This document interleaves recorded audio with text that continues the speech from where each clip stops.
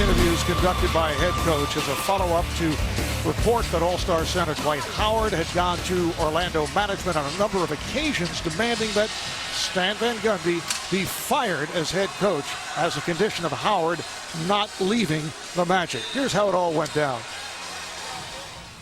Look, I mean, stuff like that, I mean, it happens in the NBA, and, you know, when it comes out that, one of the highest profile guys in the league has, you know, asked for, his coach to be fired, I mean, it's going to be a story. I mean, but disappointing. I mean, you'd rather not have it come out, but,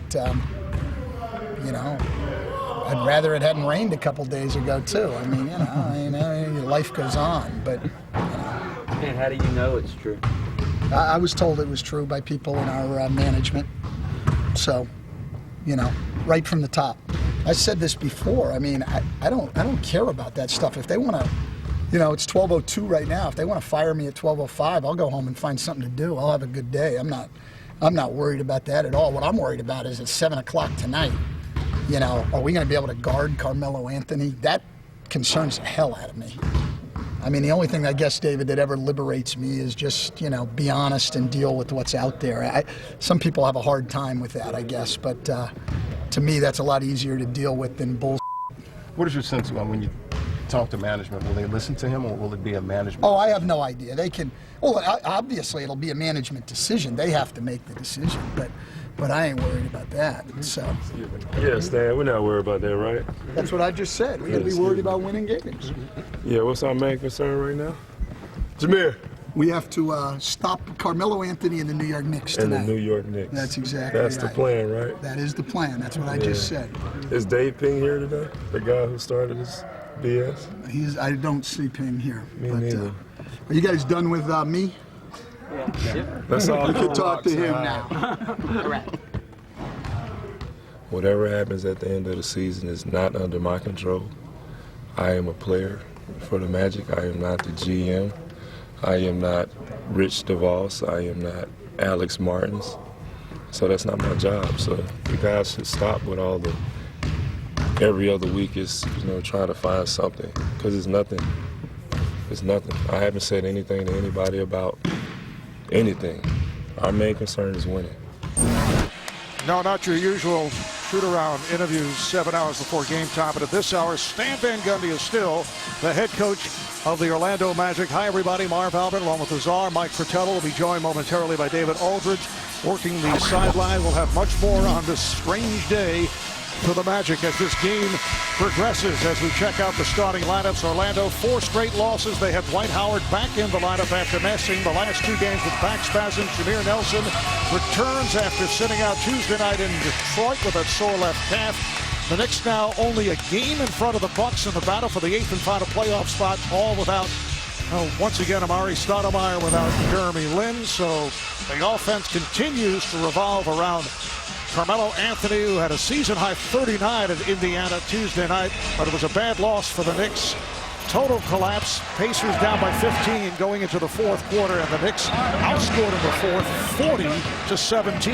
Yes, and with the injuries that they have and the schedule coming up, that one game could cost them the playoffs.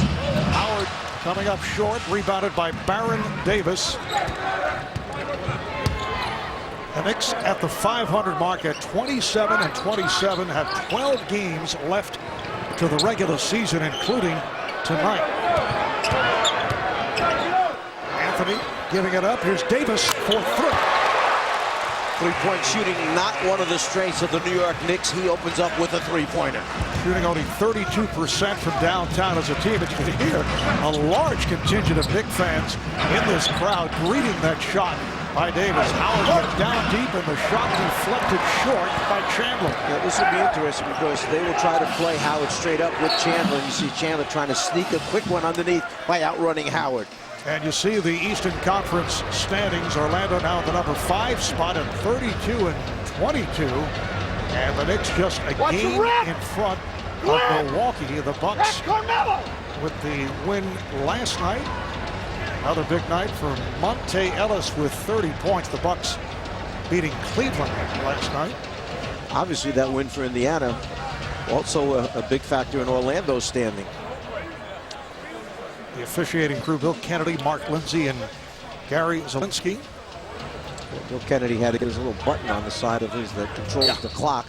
Had to get it working again. The rookie Iman Shumpert. Anthony played by Turkoglu. Once again, Carmelo played tight, had to give it up. Chandler too strong, and Turkoglu with the rebound. It's a little easier to play Carmelo Anthony when you have Dwight Howard behind you. It allows Turkoglu to get up into him and not worry about him blowing by because Howard's there waiting for him. Davis on the rebound of a miss by Richardson. Here's Big Baby Davis again. And he comes off a career highs playing for Dwight Howard the other night at Detroit at 31 points on 11 of 22 from the field. Another missed jumper by Carmelo as he tries to get his outside game going. Doesn't want to really take it to the basket now with Dwight Howard back there protecting the front of the rim. Davis working his way in on Fields. Davis has a tough time finishing when there are long bodies in front of the rim. Would rather face up and shoot that 16-foot jump shot. Gets on the offensive glass, but often kicks it back out rather than scoring it. Landry Fields coming off a solid game the other night after struggling for several games.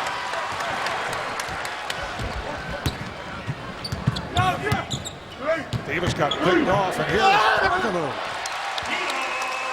Have that wide open lane.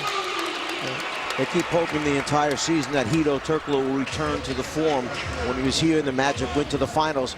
Lost his perimeter game a little bit, not the same defender as he was back then, but if you can call back to those days when he was handling the ball at the end of the game, it was the two-man game, Howard and Turkoglu. Oh, Davis follows up the three with the short jumper. That was the 2009 finals where Turkoglu played so well to help Orlando get to that point.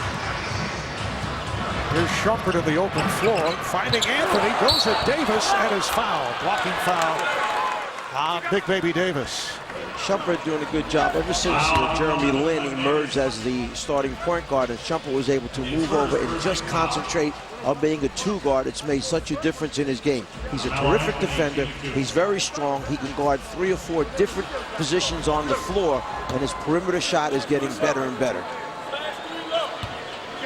Talked a moment ago about Carmelo scoring a season-high 39 in a losing effort against Indiana. You see the number 17 of 31, also had 10 rebounds, but Mike Woodson has made it clear it can't be too much one-on-one.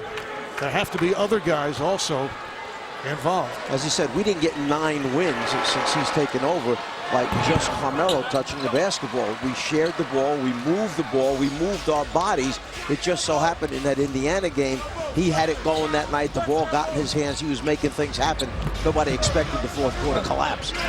Mike Woodson as interim head coach taking over following the departure of Mike D'Antoni. It's his 13th game. Knicks have lost 2 of the last 3, but overall, under Woodson, they're 9 up and 3 down as Howard gets inside. He is grabbed, and the foul is called on Chandler. The idea here is don't let him get the ball off. Here's the repost right away. Kick it out, repost. You see Chandler wrap him up before he can even get it up, so the ball goes out on the side.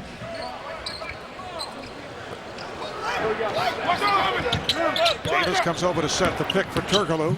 Again, Turkoglu on the pass, and again scores. 2 screens, not just a single pick and roll, a double screen. First, Magic come with Big Baby Davis. He gets out of the way. Then they come with Howard on the second screen.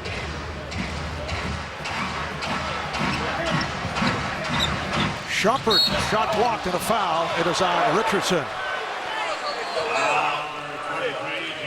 Jason Richardson called for the foul. That'll put Shumpert at the line. And Czar, getting back to the Stan Van Gundy, Dwight Howard situation, as you were watching the press conference and it was played over and over late this afternoon, what was your reaction? I felt very badly for that man, Stan Van Gundy. He has done an excellent job since he's come to Orlando. They've won a lot of basketball games. They just slid back into the 5th spot now because of 4 straight losses. But he's been put in a very awkward situation. He knows that the word is out that the best player on the team doesn't want him there. He also understands that management has to do everything they can possibly do to keep him here. What a predicament to be in. And ironically, just before, as the Magic turned it over, just before Howard was asked about Van Gundy's statement at the news conference following the shoot-around, Dwight put his arm around the head coach, not knowing that Stan had said what he did, that Howard was trying to get him fired, and it was kind of an awkward moment with Dwight saying, hey, we're okay, aren't we? Well, it was awkward for both of them. As you mentioned, Dwight didn't know what Stan had just said, but Stan likewise didn't know whether Dwight had heard what he said as Jameer Nelson hits the three. So here's the arm around the head coach by the player that he was just talking about, and the head coach doesn't know if the best player had just heard what he said. Awkward for both sides. And then as the questioning continued for Howard, as Chandler is blocked by Dwight Howard, following those, I guess the word would be candid remarks this morning by Stan Van Gundy. How about Dwight Howard denying that he tried to get Van Gundy fired, and as Richardson was able to lay it home, and then saying to reporters, kind of challenging them, saying, who's your source? And they tell him Stan Van Gundy. Pretty good source. Off the steal. The lead pass for Richardson, flips the other way, nicely done as Big Baby Davis is able to finish. Orlando with a 13-9 lead. One of the rare occasions that Orlando gets fast break points, number 28 in the league, under 10 fast break points per game. They just don't run a whole lot. They don't get out in transition. They'll take those cheap baskets any way they can get them. Nelson for three. Long rebound is handled by Davis.